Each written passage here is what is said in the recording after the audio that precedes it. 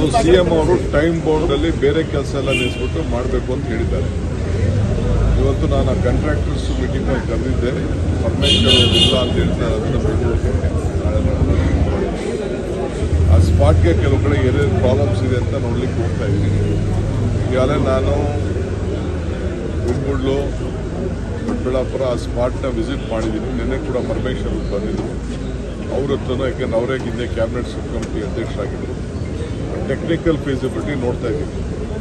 ಯಾವ ರೀತಿ ಅಲ್ಲಿ ನೀರನ್ನ ಸ್ಟೋರೇಜ್ ಮಾಡ್ಬೋದು ಅಂತೇಳಿ ಅಲ್ಲಿ ರೈತರ ಅಭಿಪ್ರಾಯನೂ ಕೇಳಿದ್ದೀವಿ, ಇಲ್ಲಿ ಶಾಸಕರ ಅಭಿಪ್ರಾಯ ಕೇಳಿದ್ದೀವಿ, ಪರಮೇಶ್ವರ ಅಭಿಪ್ರಾಯನೂ ಕೇಳಿದ್ದೀವಿ.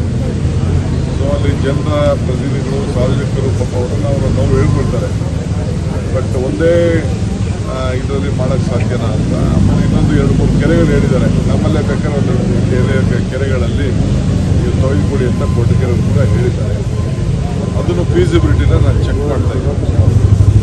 ಆಮೇಲೆ 30ನೇ ತಾರೀಕಿಗೆ ನಾನು ಹೇಮಾವತಿದು ಲಿಂಕ್ ಕ್ಯಾನಲ್ದು ಮೀಟಿಂಗ್ ಇಟ್ಟಿದ್ದೇನೆ, ಫೈನಲ್ ಮೀಟಿಂಗ್. ಸೊ ಸೋಮಣ್ಣವ್ರು ಈಗ ತಾನೇ ನನಗೆ ರಿಕ್ವೆಸ್ಟ್ ಮಾಡಿದ್ರು 4ನೇ ತಾರೀಕು 5ನೇ ತಾರೀಕು ಇಟ್ಕೊಡಿ ಅಂತ. ಅದನ್ನು ಪೋಸ್ಟ್ಪೋನ್ ಮಾಡ್ತೀನಿ. 30ದಿಂದ 5ನೇ ತಾರೀಕು ಅದಕ್ಕೆ. ಯಾಕೆಂದರೆ ಸರ್ ಪಾಪ ಅವರು MP ಇದ್ದಾರೆ, ಅವ್ರು ರಿಕ್ವೆಸ್ಟ್ ಮಾಡಿದ್ರು ನೀವು ಒಂದು